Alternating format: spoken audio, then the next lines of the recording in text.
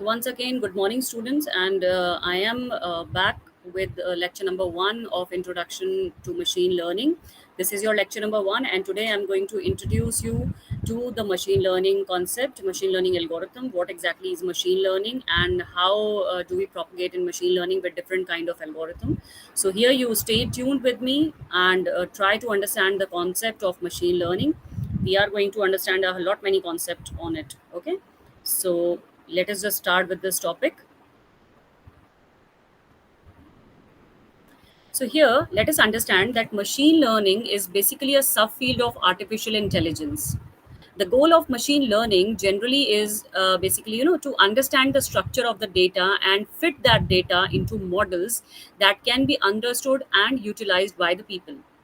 Although machine learning is a field within computer science, it differs from traditional computational approaches. Now, in traditional computing, algorithms are sets of explicitly, programmed instructions which are used by computers to calculate the problem or to solve the problem. Right now, machine learning algorithms instead allow for computers to train on, data inputs and use statistical analysis in order to output values that fall within a specific range. Now, because of this, machine learning facilitates computers in building models from sample data in order to automate decision making processes based on data inputs. Any technology user today has benefited from machine learning. Facial recognition technology allows social media platforms to help users tag and share photos of friends. Optical character reader recognition (OCR) technology converts images of text into movable type. Recommendation engines powered by machine learning suggest what movies, or television shows to watch next based on the user preferences. So self-driving cars that rely on machine learning to navigate may soon be available to the consumers. We have seen this concept. Now, machine learning is a continuously, developing field. Because of this, there are some considerations to keep in mind as you work with machine learning methodologies or analyze the impact of machine learning processes. Now, in this lecture, we'll look into the common machine learning methods of supervised and unsupervised learning and common algorithmic approaches in machine learning, including some of the famous algorithms which are there in machine learning part. And we'll explore which programming languages are most used in machine learning, providing you with the some of the positive and negative attributes of each. Now, additionally, we'll discuss biases that are perpetuated by machine learning algorithms, and we are going to consider what can be kept in mind to prevent these biases when building the algorithms.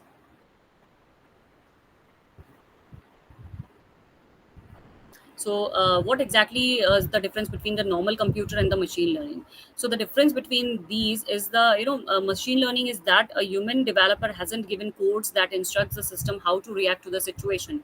Instead, it is being trained by the large number of data. So, normal computer is not trained; it is basically programmed. But when we talk about machine learning algorithms, they are basically trained. So, these are some of the machine learning algorithms that we have: neural network, random forest, decision tree, genetic algorithm, radial basis function, sigmoid. So these are some of the common algorithms that we have. Now, when we talk about types of machine learning, there are basically three types of learning. However, we have one more which is called reinforcement learning, supervised learning, unsupervised learning, and together with this, we have an additional one which is called semi-supervised learning. So we are going to understand what are these three or four types of algorithms that we have, different types of learning. So these are some of the things that your machine learning uses, like traffic prediction, virtual personal assistant, speech recognition, email spam, bioinformatics, NLP, that is natural language processing. All of these are machine language part. These are some of the real-time examples of machine learning.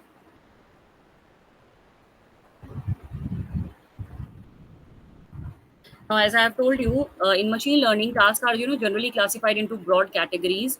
The important one is the supervised learning algorithm. So now let us just see. In supervised learning, the computer is provided with example inputs that are labeled with their desired outputs. And the purpose of this method is for the algorithm to be able to learn by comparing its actual output with the taught outputs to find the errors and modify the models accordingly. So supervised learning therefore uses patterns to predict label values on additional unlabeled data. Now, for example, with supervised learning, algorithm may be fed data with images of sharks labeled with fish and images of oceans labeled as water. Now, by being trained on this data, the supervised learning algorithm should be able to later identify unlabeled shark images as fish and unlabeled ocean images as water. Now, a common use case of supervised learning is to use historical data to predict statistically likely future events. Now, it may be historical stock market information to anticipate upcoming fluctuations or be employed to filter out spam emails. In supervised learning, tagged photos of dogs can be used as an input data to classify untagged photos of dogs. Then, this is what we call is the supervised learning algorithm.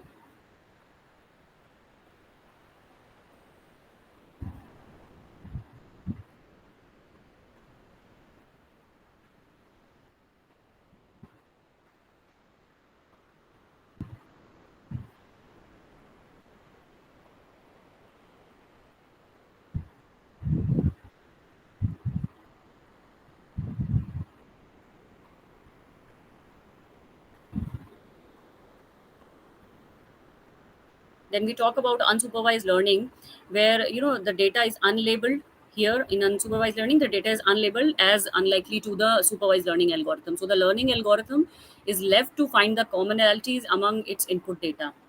As unlabeled data are more abundant than labeled data, machine learning methods that facilitate supervised learning are particularly, valuable. The goal of unsupervised learning may be as straightforward as discovering hidden patterns within a data set, but it may also have a goal of feature learning, which allows the computational machine to automatically, discover the representations that are needed to classify raw data. Then unsupervised learning is commonly used for transactional data. You may have a large data set of customers and their purchases, but as a human, you will likely not be able to make senses of what similar attributes can be drawn from customer profiles and their types of purchases. Now, with this data fed into an unsupervised learning algorithm, it may be determined that the women of a certain age range who buy scented soaps are likely to be pregnant, and therefore a marketing campaign related to pregnancy and baby products can be targeted to this audience in order to increase their number of purchases. Now, without being told a correct answer, unsupervised learning methods can look at complex data that is more expensive and seemingly unrelated in order to organize it in potentially, meaningful ways. Unsupervised learning is often used for anomaly detection, including the fraudulent credit card purchases and recommender systems that recommend what processes to buy next. In unsupervised learning, untagged photos of dogs can be used as input data for the algorithm to find likeliness and classify dog photos together.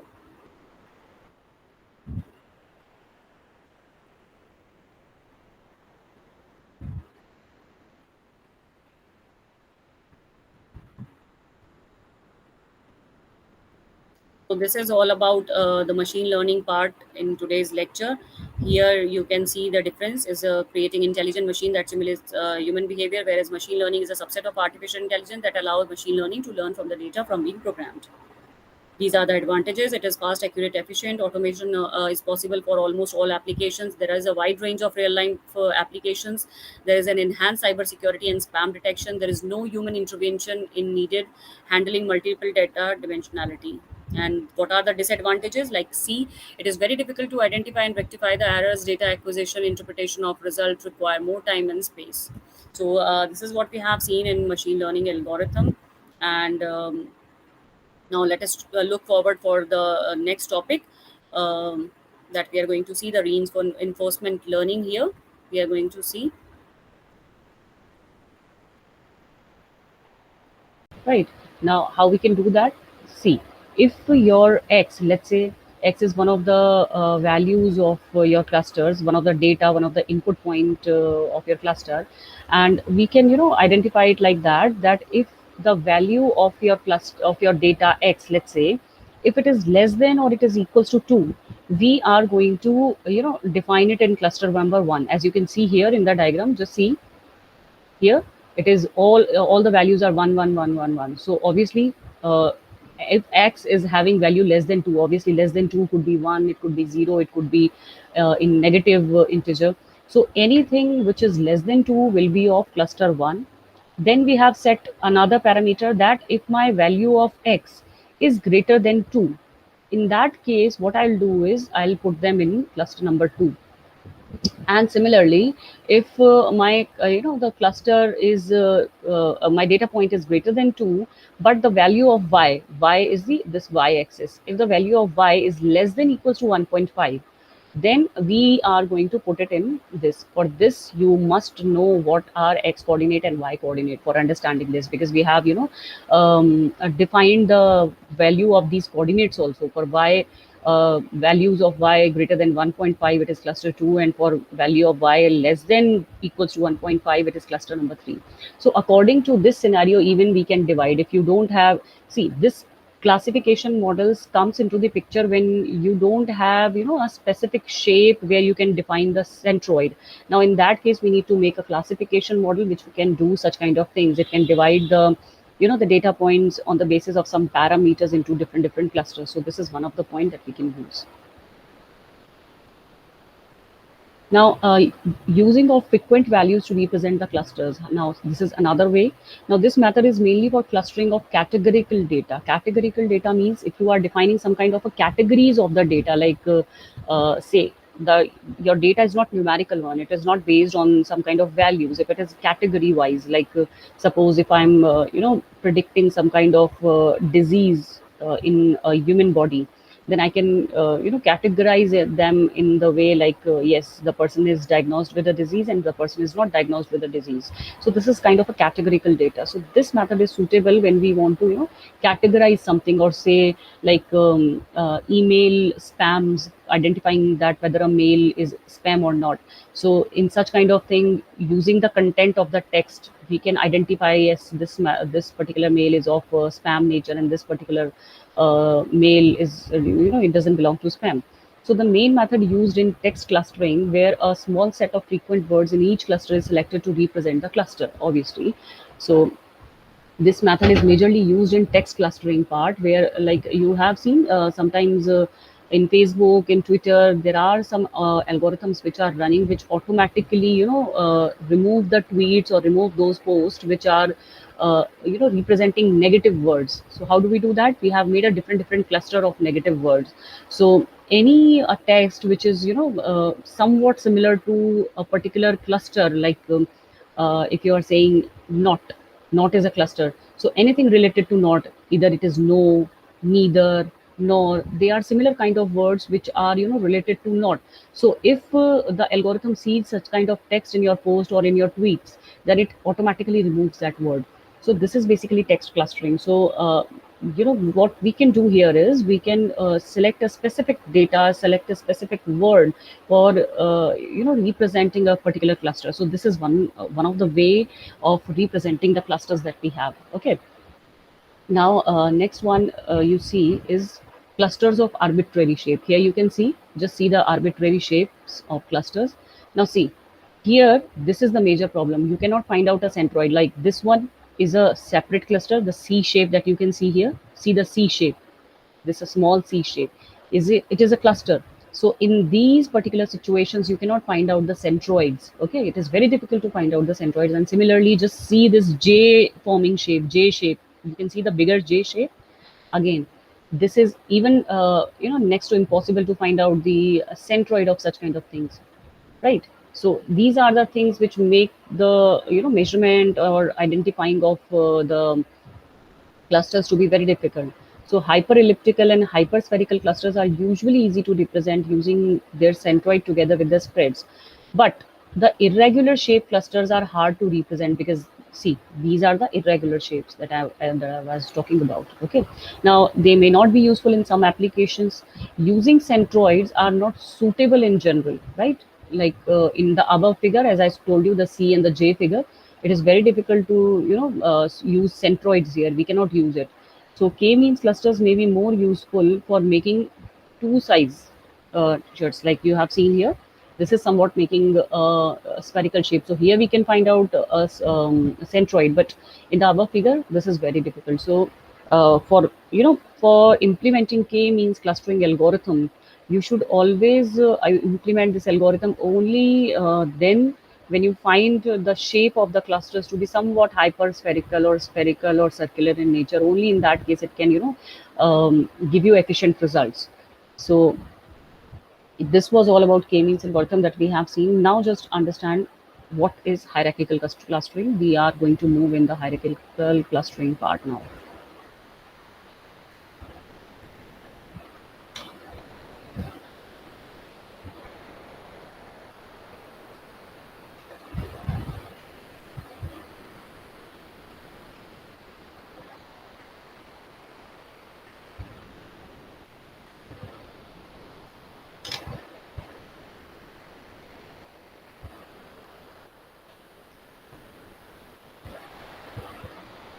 So as you can see here, this is kind of hierarchical clustering, which produces a nested sequence of clusters, like a tree, or we can say it is a dendrogram.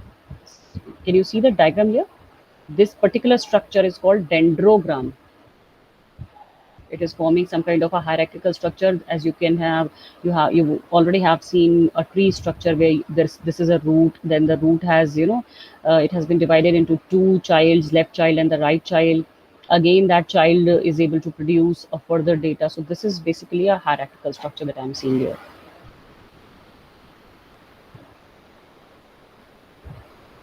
So let us first of all see what all are the types of hierarchical clustering. First of all, the hierarchical clustering, the first type of hierarchical clustering is agglomerative. That means bottom up clustering. See, even in trees, when we have studied about trees, the trees can be designed in both the ways. If you want to have bottom up approach, you can use them. So that will, the bottom up approach will always begin from the leaf node, from the terminal node towards the root node. And if you want to, develop your tree and design your tree in a top down manner, then in that case you'll always begin from the root node and you keep on branching it till you reach the terminal node. So these are the two types. So here we have named them as agglomerative to be the bottom up clustering and divisive to be the top down clustering. So let us just quickly understand what is agglomerative clustering. Basically, it builds the dendrogram from the bottom level. Obviously, if you are using bottom up approach, then we'll always begin from the bottom level, from the terminal level. And what does it do? It merges the most similar or nearest pair of clusters. So it will start from the, let's say it is starting from, let's say 10 datas. Okay. Now, if it finds data number 1 and 3 to be, representing some kind of similar property, so what it would do is it would merge 1 and 3 node. Then similarly, suppose 5 and 7 are representing equal or similar kind of property, then it is going to merge it up and further it will merge other trees. So this stops when all the data points are merged into a single cluster, the root cluster. Okay. So this is bottom up approach where we'll be starting from the input level and we are merging them up to move forward to a root node. Now, the second category of clustering is divisive, that is top down. And this basically starts from the, with all the data points in one cluster, the root. We consider as a, a very big cluster, a common cluster. And then finally, what we do is we split the root into set of child cluster. And each child cluster is recursively divided further. So where do we terminate this process? We terminate this process when only single clusters of individual data points remain. That is, each clusters with only a single point remains. Only in that case we stop this type of clustering. So I hope these 2 points are clear to you, that what is agglomerative clustering and what is divisive clustering. Okay. Now let us quickly understand what is agglomerative clustering. So see, it is more popular than divisive method. Agglomerative or bottom up approach is more common because it is very easy for us because we always have a data repository. In that data repository, whichever data are having similar kind of properties, we can easily merge them. So this one is a far better thing in comparison to divisive, because in divisive we already have a huge cluster in which we have to find out each and every data point, that whether they are performing or representing some kind of similar properties. So agglomerative is the common method or a very popular method in comparison to divisive. So at the beginning, each data point forms a cluster, which is also known as node. Then what do? We merge the nodes and the clusters that have least distance. Then we go on merging the same procedure in a recursive manner, and eventually all the nodes belong to one cluster. So this is agglomerative one, agglomerative clustering. Now see the algorithm for agglomerative clustering we have here. Make each data point in the data set D as a cluster. This is the first point. Then we have to compute all pairwise distances. Obviously, we need to compute the distances so as to see whichever pair has the lowest distance. They both belong to a same cluster, and we need to repeat. What do we repeat? We will find two clusters that are nearest to each other. Every time we are finding a pair which are very nearer to each other, and then we are going to merge the two clusters from a new cluster. Then every time what we are going to do is we need to compute the distance from C to all the other clusters until there is only single cluster there. So this is very simple algorithm that you can implement very easily, and you can apply clustering in that case. Okay. See here, you can see working of an algorithm. Every time we find two pairs of sets p1 and p2, like these are the two data points, we are finding out that whether the distances of them are least or not, and if the distances are short, we are going to make a cluster of these. Okay, then we are making second cluster. Here p and p4 are nearer to each other, so we have made a cluster of both of them like this. Okay, then these two, this p1 and p2 cluster, and this p1 and p2 combinedly, they are nearer to p3 point, so we have made a third cluster of this, of p1 p2 together with p3. And similarly, after making this p3 cluster, p3 and p2 cluster are having nearer distances, so we have made again a cluster of them, that is p4. So this can be represented using a dendrogram. Here you can see, first of all, what did we do? We combined p1 and p2 because they were having shorter distances, so we made a cluster of them and represented this node with 1. Similarly, p4 and p5, here you can see they were representing and they were in shorter distance with each other, so we have combined them, merged them to a single node, which is cluster number 2. Then cluster number 1 and p3 were having shortest distances, so we made a cluster of both of them, which concluded to cluster number 3.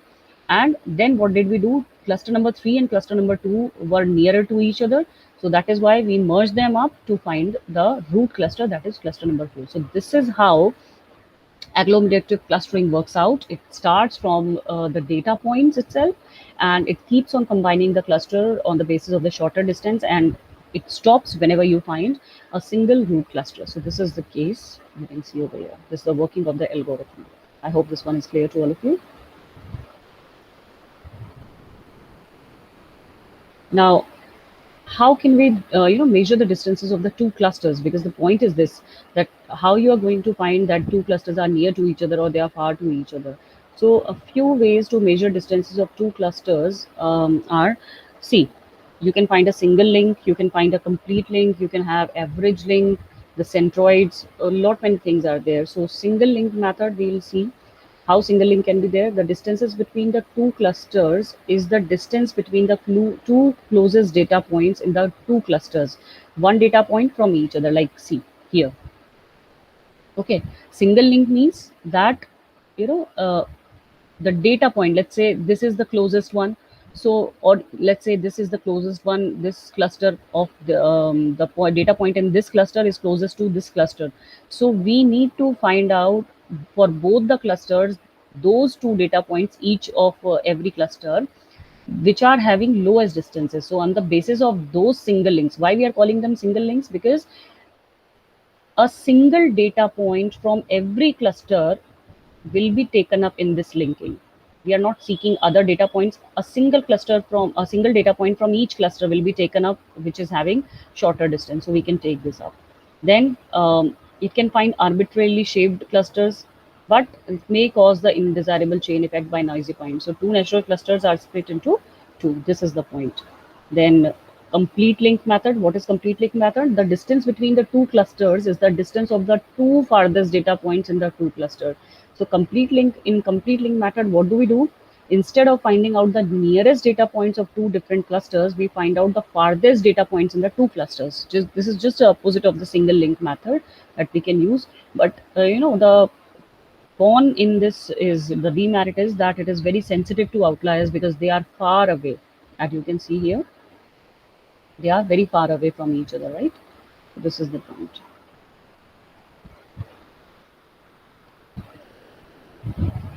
Then what is average link? Basically a compromise between the sensitivity of the complete link clusterings to the outliers and the tendency of single link clustering to form long chains that do not correspond to the intuitive notion of clusters as compact and spherical objects. So in this method, the distance between two clusters is the average distance of all pairwise distances between the data points in the two clusters. Obviously, average link means that the data points of both the clusters will be taken up and their distances will be averaged up. So this will give you an average link. And then we have centroid method. In centroid method, what do we do in this method? The distance between the two clusters, the distance between their centroids. So even this point can be taken up. This is the common method, but this applies only where the clusters are, representing a shape which is spherical or circular in nature. Only in that case you can use centroid method. Otherwise, centroid method is not successful in every scenario because the shape may be deformed in that case. Now, if we talk about the complexity of such kind of algorithms, it is actually n square. है ना? The n is the number of data points. So single link can be done in big O of n square. Complete and average link can be done in O n square log n. So if you see, complete and average links are more efficient in comparison to single link methods because you can see the difference in the complexity. One is representing polynomial kind of complexity, and another one is giving logarithmic complexity. So obviously in data structures you have studied and this concept that the logarithmic complexity is considered to be very good in comparison to a linear or a polynomial complexity. So due to complexity, it is hard to use for large data sets. So if you have small data set, then only use such kind of things. Okay. Then we are going to see next is the distance functions.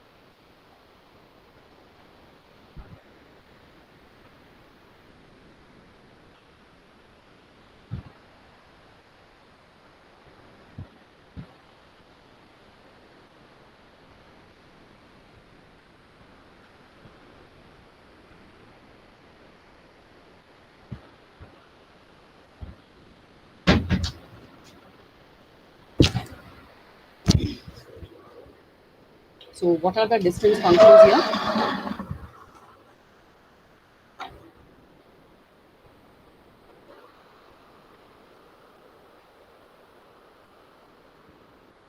See, the key to clustering is basically the similarity of the data points or the dissimilarity of the data points which data point represent, right? So there are numerous distance functions. There are different types of data: numeric data, nominal data, and we have different specific applications. On the basis of that, we find out the distance functions. Ah, so, see the next point. So most commonly, the distance functions that we use here are the Euclidean distance and the Manhattan distance, and we denote the distances with distance xi and xj. Xi is the first data point, and xj is the second data point in which we are finding out the distance. Where xi and xj are the vectors. There are special cases of Minkowski distance h, which is a positive integer. So how do we find out? This is the case. This is a formula given for finding out the distance. You can use it whenever you want to find the distance using clustering algorithms.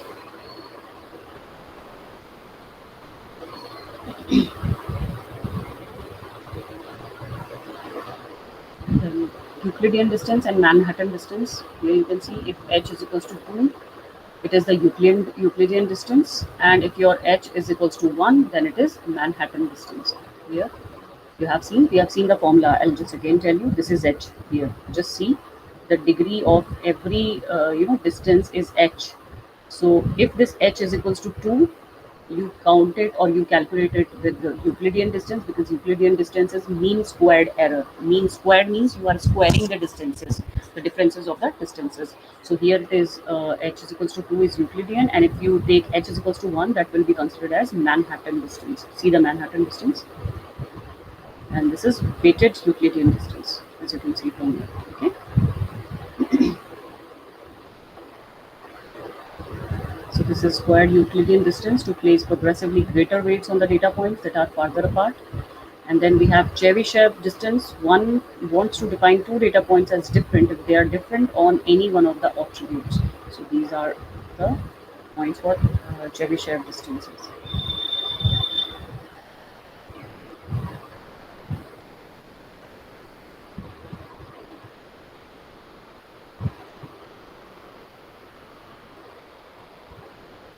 Now, what are the distances functions for binary and nominal attributes? Now, in case if you are, these were the points, the last that we have seen, were the functions for numerical values, numerical attributes. But if you are having the if you want to find out the distance functions for binary and nominal attributes, then see, the binary attributes has two values or states, but no ordering relationship like gender. If we have two binary attributes, male and female, right? Similarly, if we find out some kind of answers to the options like yes or no, so these can be two binary attributes. So a binary attribute can have only maximum two values. It could be 0, 1, it could be yes, no, it could be male, female, it could be spam mail or not spam mail. So this is a binary attribute. Now for this kind of thing, we use a confusion matrix. You might have heard about this in data mining. Also, we have seen that what is a confusion matrix. So we use a confusion matrix to introduce the distance functions and measure. Now let the ith and the jth data points be xi and hj, the vectors from which we are finding out the distances. Then this is the confusion matrix that we have created.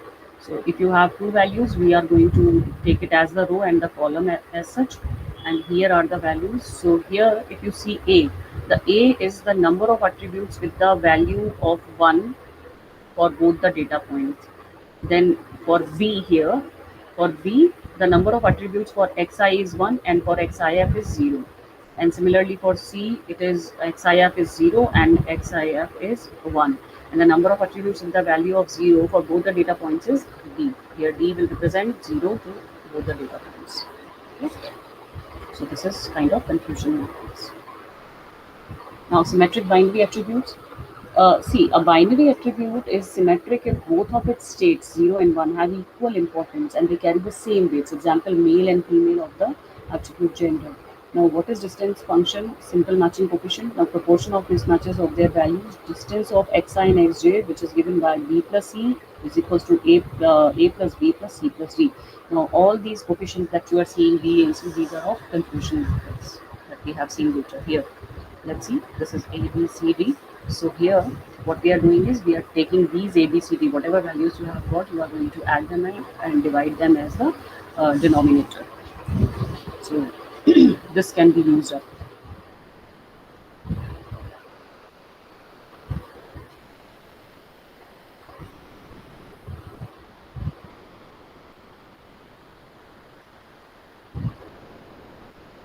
This is the example. That's it. So this is kind of a confusion matrix that we have created. So according to the formula, if you add up all the things, you'll get it like this. So distance came out to be 0.42. Okay. This is how we get it. To see the formula here, b plus c divided by a plus b plus c plus d. So just see,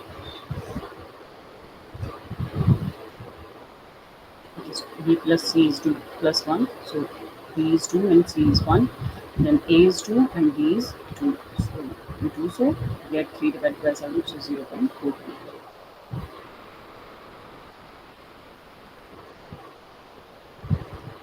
Now, we have seen asymmetric binary function. Now we have seen asymmetric binary function. What is that? See, if one of the state is more important or more valuable than the other, then we use asymmetric binary attributes. Now, by convention, state 1 represents the more important state. Even in binary logic that we have seen, 0 and 1. If you have 0 and 1 value, 1 is considered to be on state and 0 is considered to be off state. So 1 is got the higher priority. So it is a typical and the rare infrequent state.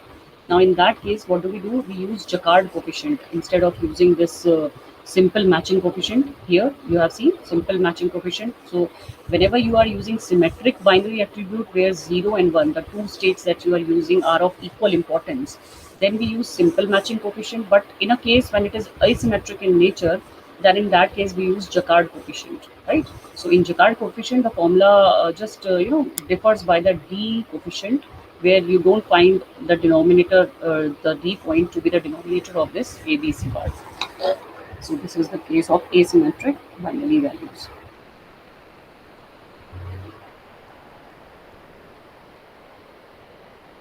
Then we have normal attributes. more than two states or values, the commonly used distance measure is also based on simple matching method. So given two data points xi and xj, let the number of attributes be r and the number of values that match in xi and xj be q. So the distance is given by r minus q divided by r. So in that way, you can find out the distances in the nominal attributes. So what do we do? How do we find out the distance function for the text documents? These were the distances, the format distances when you have numerical data. But when we talk about the text part, how do you calculate the distances? So see, a document consists of a sequence of sentences, and each sentence consists of a sequence of words. Now to simplify it, we can say that a document is usually considered a bag of words in document clustering. Sequence and position of words are basically ignored. So a document is represented with a vector just like a normal data point. So it is common to use similarity to compare two documents rather than the distances. So the most common used similarity function is the cosine similarity. And let us just see what is this cosine similarity here.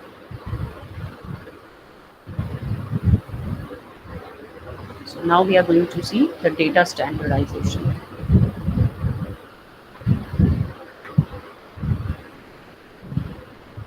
So in Euclidean space, standardization of the attributes is recommended so that all the attributes can have equal impact on the computation of the distances. So consider the following pair of data points like xi is 0.1 and 20 and xj is 0.9 and 720. So to calculate this, what do? We do 0.9. This first part 0.9 minus 0.1 and square of it, because we are taking Euclidean distance, and Euclidean distance is nothing but the mean squared values. So this is what we are taking. Then again 720 minus 20, and we take the square of it. So we get 700. So the distance is almost completely dominated by this. As you can see here, one is dominating. It is very much. It is too large, and one distance you can see it is just in fractional values, just in points. So standardized attributes are the ones which are they are forced attributes to have a common value range.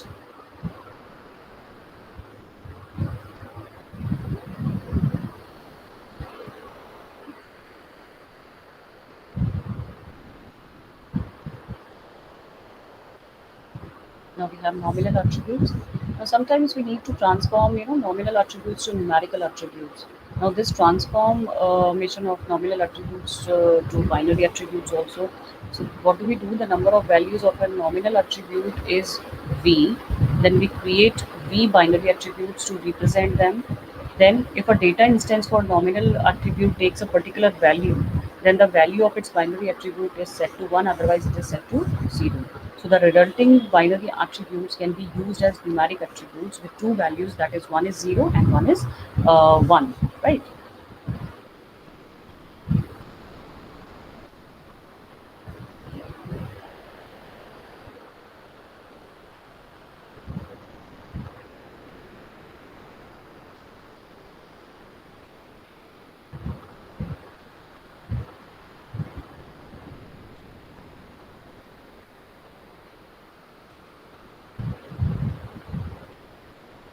Then see, the nominal attribute is fruit. It has three values.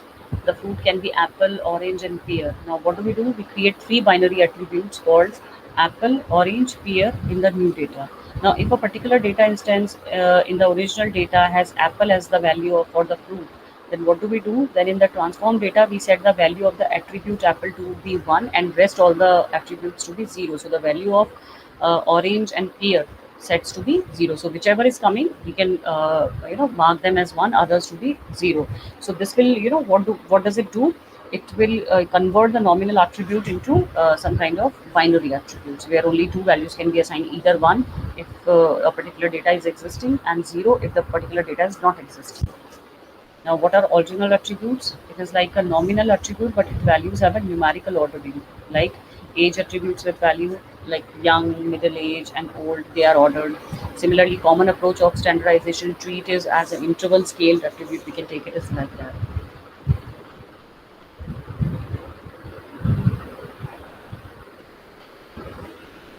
Now, what it does mean by handling mixed attributes? Let's say. So see, our distance functions given are for data with all numerical attributes or all nominal attributes.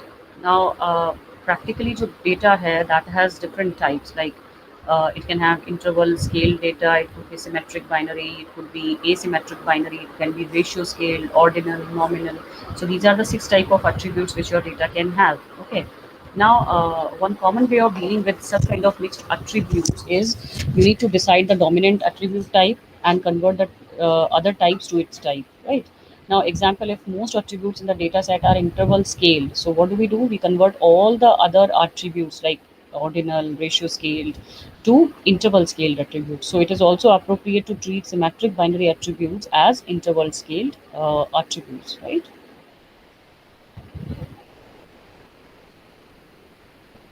So it does not make much sense to convert a nominal attribute to asymmetric binary attribute to an interval scale attribute, but it is still frequently done in practice by assigning some numbers to them according to the some hidden ordering prices of the field.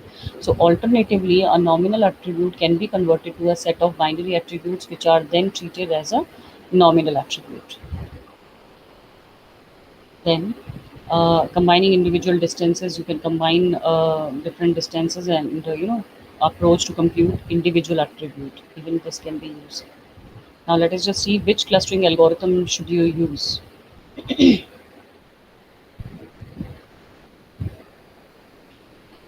So how to choose a clustering algorithm? See, clustering research has a long history. A vast collection of algorithms are available. We only introduce several main algorithms, like choosing the best algorithm is a challenge. So every algorithm has its limitation and it works well with a certain data distribution, and it is very hard, if not impossible, to know what distribution the application data follow. So the data may not be fully follow any ideal structure or distribution required by the algorithm. So one also needs to decide how to standardize the data or to choose a suitable distance function and to select other parameter values.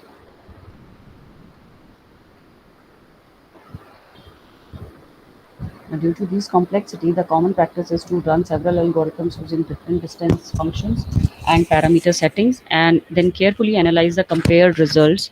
The interpretation of the results must be based on insight into meaning of the original data together with the knowledge of the algorithms used. So clustering is highly application dependent, and to certain extent it is subjective in nature, which depends on the personal preferences, right? Now let us see what how do we evaluate the clusters we have made. So the quality of the clustering is very hard to evaluate because we do not know the correct clusters. But still, after then, we can use some methods which are of based on the user inspection. So you can study centroids and its spread. You can use rules from the decision tree, whatever the rules are there for decision tree. Even you can apply them if you are using hierarchical clustering methods. Now, for text documents, one can read some documents in the clusters and see whether it is representing the correct conclusion or not. Then we can use label data for classification, where assumption could be that each class can be taken up as a cluster. And after clustering, a confusion matrix is constructed from the matrix we compute. So various matrices like on the basis of entropy, purity, precision, recall, and F score.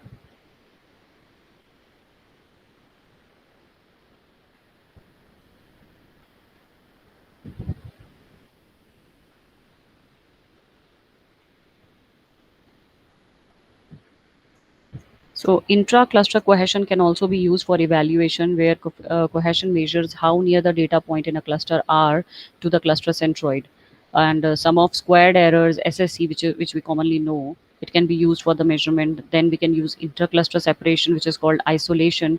This separation means that a different cluster centroid should be far away from one another. Now, in most application, expert judgments are the keys where we can find out. Now we can do indirect evaluation also. In some application, clustering is not the primary task but used to help perform another task. So we can use the performance on the primary task to compare the clustering methods.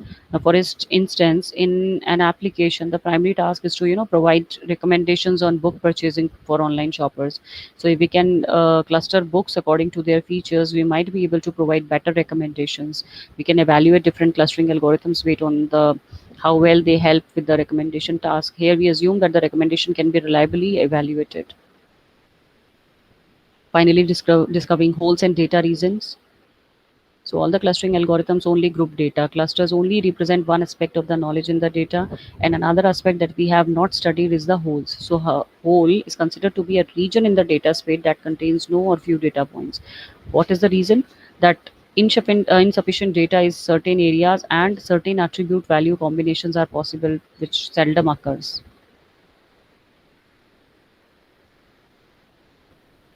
Although clusters are important, holes in the space can be quite useful too. Now, for example, in disease database, we may find the certain symptoms or test values do not occur together. When a certain medicine is used, some test values never go beyond certain ranges. So these can be used. Okay. Then, given a data space, separate data regions, empty data regions can be find out, and use a supervised learning technique, that is decision tree induction, to separate the two types of region. We can, data region and empty region can be taken up using this. Now, due to the use of supervised learning method for an unsupervised learning task, an interesting connection is made between the two types of learning paradigms.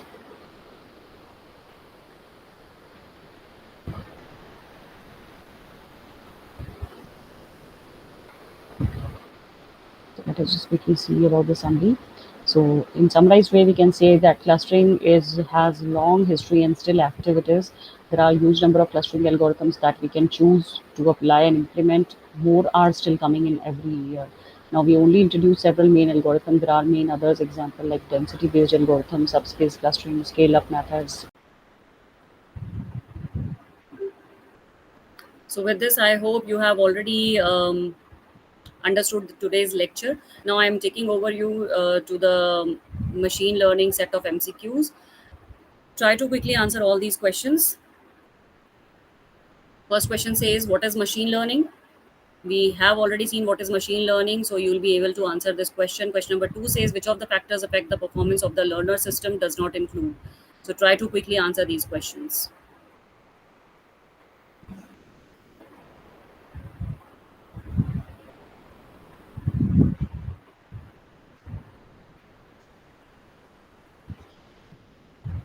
These are very very simple questions. We have seen the concept already, so you won't be able to you won't be confused. You won't get confused with these questions. You have because you have already seen what exactly we are looking after. Okay, so try to answer this quickly.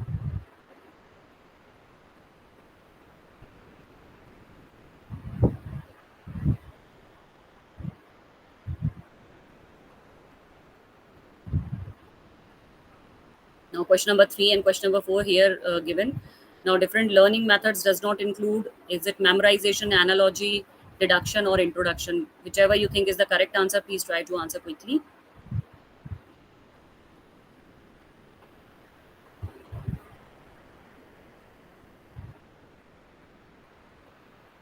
Then let me take you to question number 4. This is question number 4, 5, and 6. In language understanding, the level of knowledge that does not include, is it syntactic, empirical, logical, phonological? Question number 5 says a model of language consists of the categories which does not include the language units, the role structure of the unit system, constraint structural units. Then we have 6th question which says what is a top-down parser which begins by hypothesizing a sentence. These are the questions that are given. These are the options that are given to you. Try to quickly answer. Then question number 7 says, among the following, which is not a horn clause? Four options are given to you. We have already seen. Just stick to it and see which is the correct answer given in this question. Then we have the action stack A, comma B of a robot arm, which is specified to place block B on block A. Then they have placed block A, B on the table in the order. Try to quickly give the correct answer.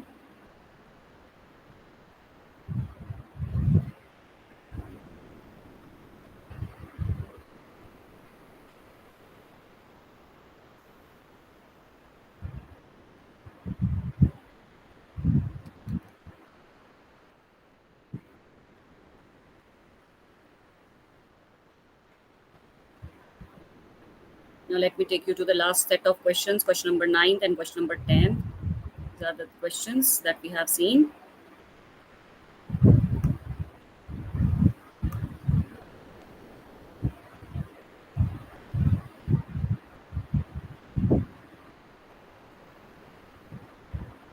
So with this, I hope you are able to answer all the questions correctly. So I hope you have learned a lot.